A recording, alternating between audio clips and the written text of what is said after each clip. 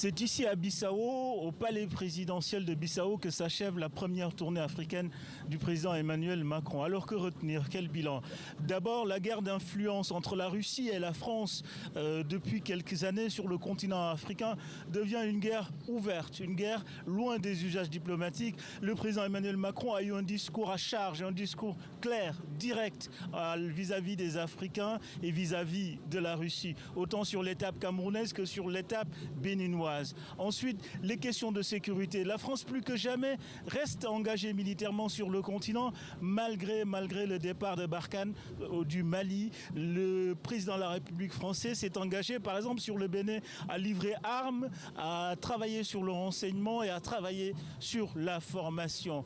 Troisième point important, la question mémorielle qui a été au cœur du premier mandat du président Emmanuel Macron le restera. Le président Emmanuel Macron a annoncé l'ouverture des archives françaises sur la guerre d'indépendance camerounaise.